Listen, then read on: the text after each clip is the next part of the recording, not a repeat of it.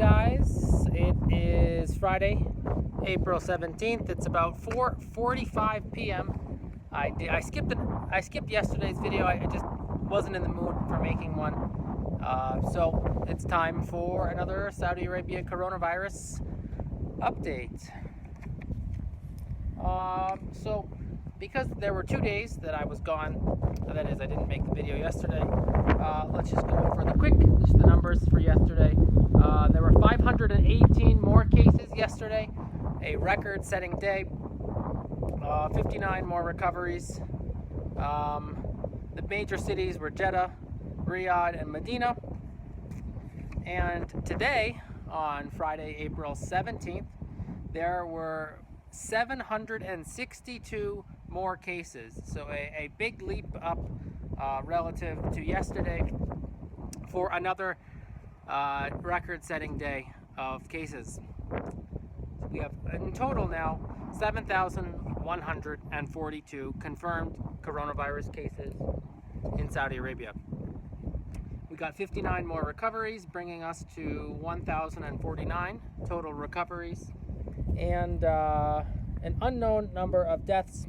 I actually forgot to write down how many the increase is, but 89 total in the kingdom. And for some reason today, I don't know if it's increased testing or something else, Mecca had 325 new cases, Jeddah 142, Medina 197, Riyadh only 24, and Hafuf 35. Hafuf has really been going up in the last week or so. I don't know what's going on there.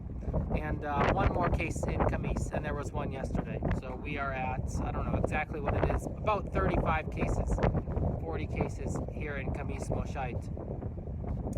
All right, let's talk about some of the news, some of the stories, and then that's it.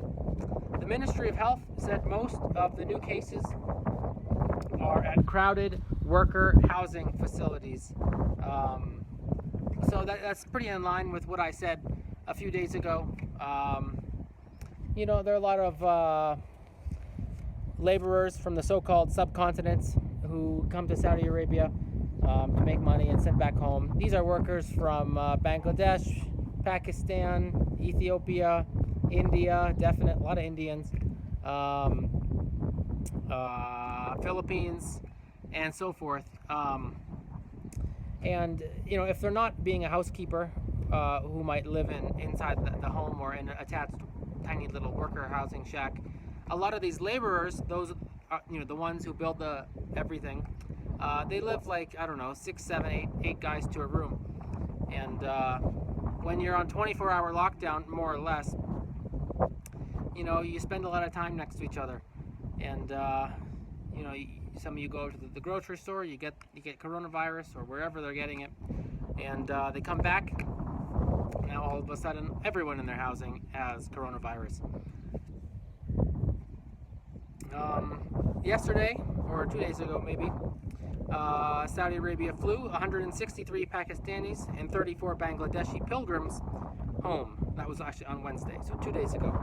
These were pilgrims who came for the Umrah, and when they were inside the kingdom, they closed the borders and stopped international flights, and they weren't able to get back. So that was their situation. All right, talk about a little bit of Ministry of Health stuff. They said that of the confirmed cases of COVID-19, about 20% require regular treatment, 5 to 10% have more severe cases, and 70 to 75% don't require hospitalization. These are people who have mild symptoms. I guess they just self-isolate at home or wherever, and they recover in a couple of weeks. So I don't know, what the risk factors for, how that plays out in these statistics, with regards to age and smoking status and everything else. All right, next story, the Dubai in the United Arab Emirates. They were going to end their curfew, I think tomorrow, but a couple days ago they changed it, and now the curfew there is indefinitely going on. and they're only allowing grocery permits, that is a permit to leave the house during this 24-hour lockdown to get groceries once every 3 days, which is not very crazy. You know, it's easy to buy enough food to last you for 3 days. If you have to go to the ATM to withdraw cash, and that's probably a pretty salient disease vector, they're only doing that once every 5 days. Yesterday in the UAE, they had 5,365 total cases and 33 dead. So a little bit behind Saudi Arabia. All right, the Ministry of Health said, no, the Ministry of Education. The Ministry of Education said all students in public education, I think excluding universities, but I'm not really sure, no one is going to be held back. In other words, no one is going to be made to repeat their year wherever they are. And there are not going to be any final exams. And it's very possible, I hope it's not the case, but it's very possible that this continues in the fall and classes are online in the fall. I think, you know, the transformation of education is something that I think is going to be a big deal coming out of COVID-19 going forward. Now, it's not just because I'm a teacher and I feel like I have a little bit more experience and intelligence about this than a lot of other speakers, but I do think that we're going to see transition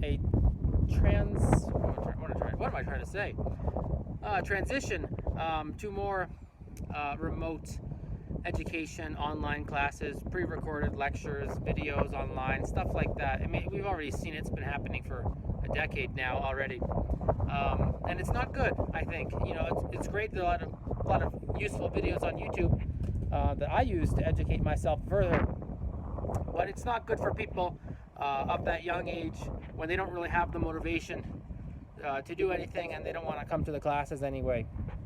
So I think we'll see some downstream effects from that for the next 100 years or 1,000 years, or however long humanity exists. The world, we bypassed the 2 million cases. I'm not exactly sure when, 2 days ago must have been. The world now has 2,175,000 confirmed cases of COVID-19. So that's bad. A question that some of us might be thinking about, my hair is going, it's a little weird, is how many total cases worldwide are there going to be by the time this is over? Or we'll just say by the end of 2021, by the end of next year, how many total confirmed coronavirus cases will there be? Is it going to be 20 million? Is it going to be 2 billion? Is it going to be 5 billion? Let me know in the comments below. Answer that question. How many confirmed coronavirus cases will there be by the end of next year, by the end of 2021 in December? I asked a lot of my students yesterday when they thought the coronavirus was going to end, and a lot of them said that they think it's going to end within 1, 2, 3 months. A few of them thought it would be around for a year, but not a lot of them were under the impression that this is going to be a lasting thing.